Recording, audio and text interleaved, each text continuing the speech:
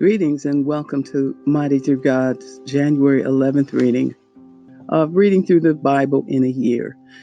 Today we'll begin with Genesis chapter 24, starting with verse 52, reading through Genesis 26, verse 16. And I'm reading from the New Revised Standard Version. Genesis 24. When Abraham's servant heard their words, he bowed himself to the ground before the Lord, and the servant brought out jewelry of silver and gold and garments, and gave them to Rebekah. He also gave to her brother and to her mother costly ornaments. Then he and the man who were with him ate and drank, and they spent the night there. When they rose in the morning, he said, "Send me back to my master." Her brother and her mother said, "Let the girl remain with us for a while, at least 10 days. After that she may go." But he said to them, "Do not delay me, since the Lord has made my journey successful. Let me go, that I may go to my master." They said, "We will call the girl and ask her." And they called Rebekah and said to her, "Will you go with this man?" She said, "I will." So they sent away their sister Rebekah and her nurse along with Abraham's servant and his men. And they blessed Rebekah and said to her, "May you, our sister, become thousands of myriads. May your offspring gain possession of the gates of their foes." Then Rebekah and her maids rose up, mounted the camels, and followed the man. Thus the servant took Rebekah and went his way.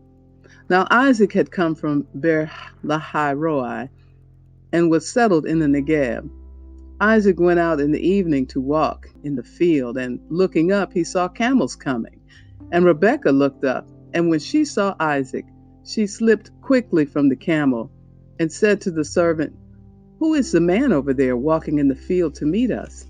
The servant said, "It is my master." So she took her veil and covered herself. And the servant told Isaac all the things that he had done. Then Isaac brought her into his mother Sarah's tent. He took Rebekah, and she became his wife, and he loved her. So Isaac was comforted after his mother's death. Chapter 25. Abraham took another wife, whose name was Keturah. She bore him Zimran, Jokshan, Medan, Midian, Ishbak, and Shua. Jokshan was the father of Sheba and Dedan. The sons of Dedan were Ashurim, Letushim, Leumim.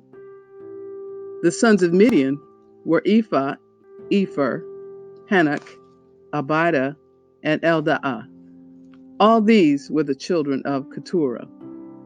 Abraham gave all he had to Isaac, but to the sons of his concubines Abraham gave gifts while he was still living, and he sent them away from his son Isaac eastward into the east country. This is the length of Abraham's life, 175 years. Abraham breathed his last and died in a good old age, an old man and full of years, and was gathered to his people. His sons Isaac and Ishmael buried him in the cave of Machpelah in the field of Ephron, son of Zohar the Hittite, east of Mamre, the field that Abraham purchased from the Hittites. There Abraham was buried with his wife Sarah. After the death of Abraham, God blessed Isaac his son, and Isaac settled at Beer-lahai-roi. These are the descendants of Ishmael, Abraham's son, whom Hagar the Egyptian, Sarah's slave girl, bore to Abraham. These are the names of the sons of Ishmael, named in the order of their birth: Nebaioth, the firstborn of Ishmael, and Kedar, Abdil, Mibsam, Mishma, Duma, Massa, Hadad, Tema, Jetur, Nephish, and Kedemah. These are the sons of Ishmael, and these are their names by their villages and by their encampments, 12 princes according to their tribes. This is the length of the life of Ishmael, 137 years. He breathed his last and died, and was gathered to his people. They settled from Havilah to Shur, which is opposite Egypt in the direction of Assyria. he settled down alongside of all his people. These are the descendants of Isaac, Abraham's son. Abraham was the father of Isaac, and Isaac was 40 years old when he married Rebekah, daughter of Bethuel the Aramean of Paddan Aram, sister of Laban the Aramean. Isaac prayed to the Lord for his wife because she was barren, and the Lord granted his prayer, and his wife Rebekah conceived. The children struggled together within her, and she said, "If it is to be this way, why do I live?" So she went to inquire of the Lord, and the Lord said to her, "Two nations are in your womb, and two peoples born of you shall be divided. The one shall be stronger than the other. The elder shall serve the younger." When her time to give birth was at hand, there were twins in her womb. The first came out red, all his body like a hairy mantle. So they named him Esau. Afterward, his brother came out, with his hand gripping Esau's heel. So he was named Jacob. Isaac was 60 years old when she bore them. When the boys grew up, Esau was a skillful hunter, a man of the field, while Jacob was a quiet man, living in tents. Isaac loved Esau because he was fond of game, but Rebekah loved Jacob. Once when Jacob was cooking a stew, Esau came in from the field, and he was famished. Esau said to Jacob, "Let me eat some of that red stuff, for I am famished." Therefore he was called Edom. Jacob said, "First, sell me your birthright." Esau said, "I am about to die. Of what use is a birthright to me?" Jacob said, "Swear to me first." So he swore to him and sold his birthright to Jacob. Then Jacob gave Esau bread and lentil stew, and he ate and drank, and rose and went his way. Thus Esau despised his birthright. Chapter 26. Now there was a famine in the land, besides the former famine that had occurred in the days of Abraham.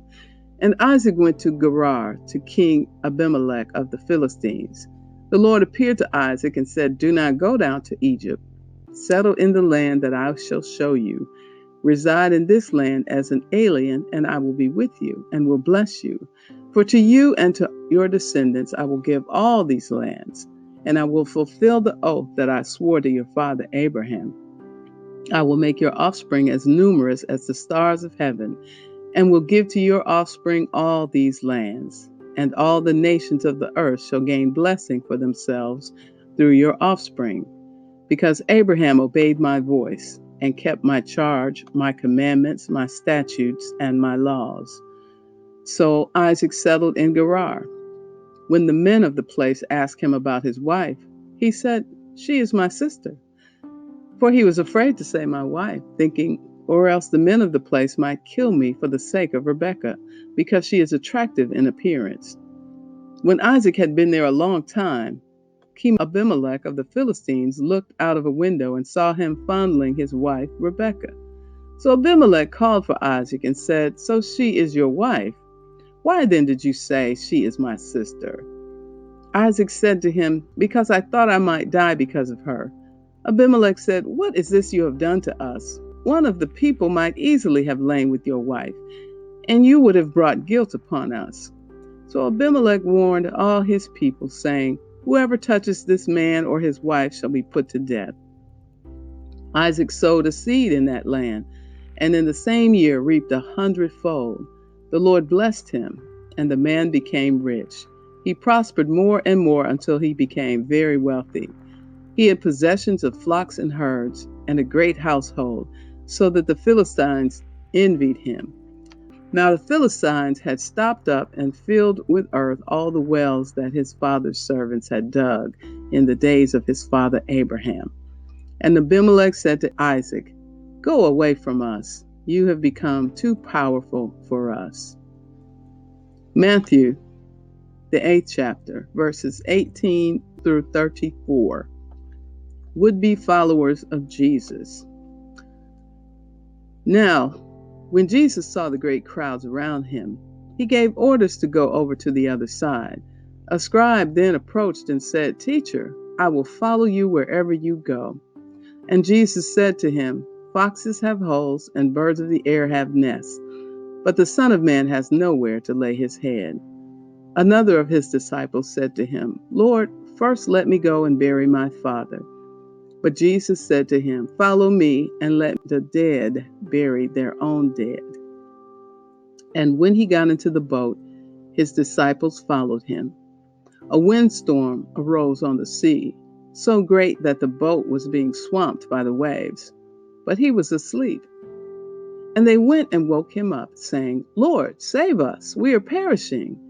And he said to them, "Why are you afraid, you of little faith?" Then he got up and rebuked the winds and the sea, and there was a dead calm. They were amazed, saying, "What sort of man is this, that even the winds and the sea obey him?" When he came to the other side, to the country of the Gadarenes, 2 demoniacs coming out of the tombs met him. They were so fierce that no one could pass that way. Suddenly they shouted, "What have you to do with us, Son of God? Have you come here to torment us before the time?" Now a large herd of swine was feeding at some distance from them. The demons begged him, "If you cast us out, send us into the herd of swine." And he said to them, "Go." So they came out and entered the swine. And suddenly the whole herd rushed down the steep bank into the sea and perished in the water. The swineherds ran off, and on going into the town, they told the whole story about what had happened to the demoniacs.